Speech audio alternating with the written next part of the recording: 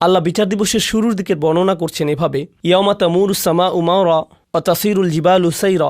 আকাশ পরিবর্তন হচ্ছে, পাহাড় নড়তে শুরু করেছে, পৃথিবী আর দেখতে যেমন ছিল তেমন থাকছে না, মানুষেরা কবর থেকে বের হয়ে আসছে। এবং এখন আল্লাহ বলেন, ফাওয়াইলু ইয়াউমা ইযিল লিল মুকাযযিবিন, যারা সত্যকে মিথ্যা বলতো তাদের জন্য সেই দিন কত বিধ্বংসী আর কত ভয়ঙ্কর হবে যারা সত্যকে মিথ্যা বলতো। আল মুকাযযিব, যে কেউ তাদের কোনো সত্য বলে এবং তারা বলে না না এটা সত্য নয়, তারা সত্য অস্বীকার করে বা তা মিথ্যা বলে অথবা তা মিথ্যা মনে করে। তাদের মধ্যে প্রথম সূক্ষ্ম বিষয় যা আমি আপনাদের সাথে শেয়ার করতে চাই তা হলো ইকাযযিব এবং মুকাযযিব। একজন ইকাযযিব হচ্ছে মিথ্যাবাদী। মুকাযযিব, তার মধ্যে বেশ কিছু বিষয় আছে। প্রথম বিষয়টি হচ্ছে, একজন ব্যক্তি যখন সত্যের সম্মুখীন হয়, যখন আপনি সত্য শোনেন, আমি সত্য শুনি এবং আমি তা গ্রহণ করতে চাই না এবং আমি বলি না এটা সত্য নয় এবং আমি শুধু এটা প্রত্যাখ্যান করি, এখন আমি একজন ইকাযযিব নই, আমি একজন মুকাযযিব। তাহলে প্রথম বর্ণনা হলো সত্যকে প্রত্যাখ্যান করা।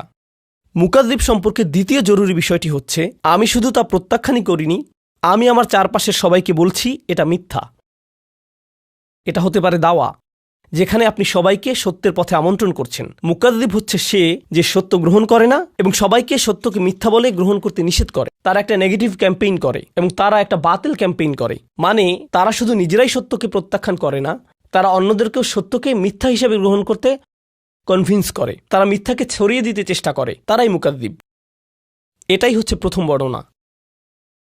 আমি যা শিখি তা হলো, আমি যখন কোনো সত্য শুনি, তা যে কোনোভাবেই হোক না কেন, সেটি একটি শিশু থেকে শুনতে পারি, সেটা একজন মুসলিম থেকে শুনতে পারি, তা আমি যে ব্যক্তিকে পছন্দ করি বা পছন্দ না করি তার থেকে শুনতে পারি, যদি সত্য হয় আমি তা প্রত্যাখ্যান করব না, আমি তা প্রত্যাখ্যান করব না। লোকেরা কেন সত্যকে প্রত্যাখ্যান করে? কারণ শুধু এটা নয় যে তারা খারাপ মানুষ।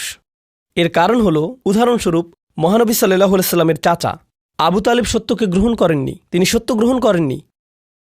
কিন্তু প্রশ্ন হলো, কেন তিনি সত্য গ্রহণ করেননি?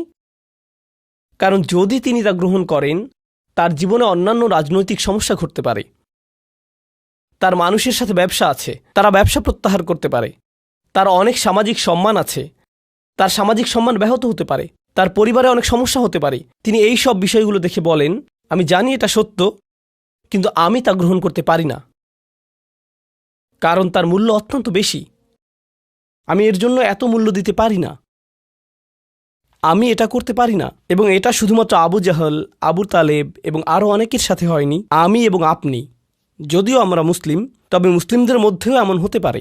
আমরা শুধু বলি লা ইলাহা ইল্লাল্লাহ, আমরা আল্লাহকে একমাত্র উপাস্যরূপে গ্রহণ করে নিয়েছি, আমরা মুহাম্মদ সাল্লাল্লাহু আলাইহি সাল্লামকে নবী বলে গ্রহণ করে নিয়েছি, কিন্তু ইসলামের অভ্যন্তরে আমাদের পরিবারের কেউ এসে আমাদের কিছু সত্য বলতে পারে এবং যদি আমরা তা গ্রহণ করি,